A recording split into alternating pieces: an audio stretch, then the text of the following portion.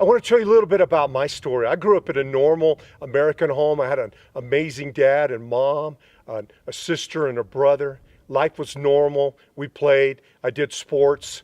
Everything was great. When I was 12 years old, my dad came home and he started having headaches. And it went on for several weeks, and he took a bunch of aspirin and nothing gave him relief.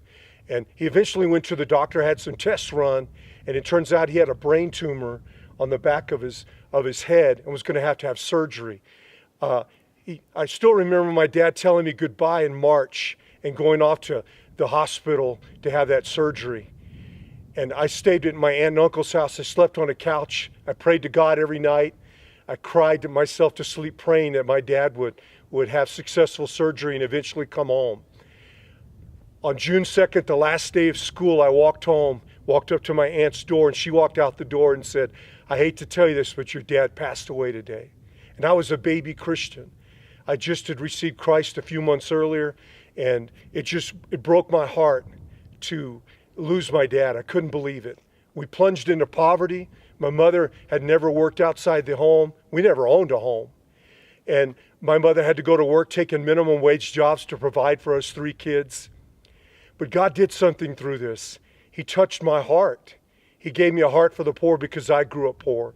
We qualified for food stamps, low income housing. I was on the free lunch program at school. And God touched my heart and grabbed it. And that's why I'm doing what I'm doing today. That's why I founded Alms International, because I was poor. I didn't have much hope in life. I wondered what I was going to do. And I want to give that back now. I want to reach poor people. I want to reach the least of these for Christ. I want to share the gospel around the world.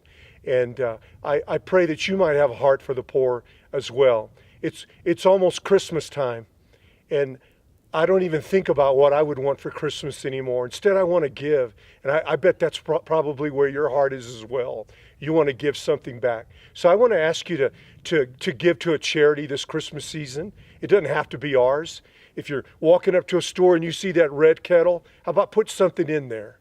How about doing a shoebox for that other ministry that's out there? Support your local ministry. If you want to support our ministry, that'd be great.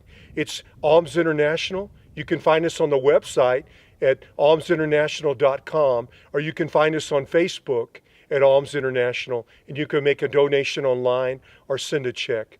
But I beg you to have a heart for the poor and the needy and give this Christmas season. That's what God did. The greatest thing that you can do is give. And the easiest way to be like God is to give. For God so loved the world that He gave. He gave His only Son for us. So let's give this Christmas season. Let's have a heart for the needy. Thanks so much.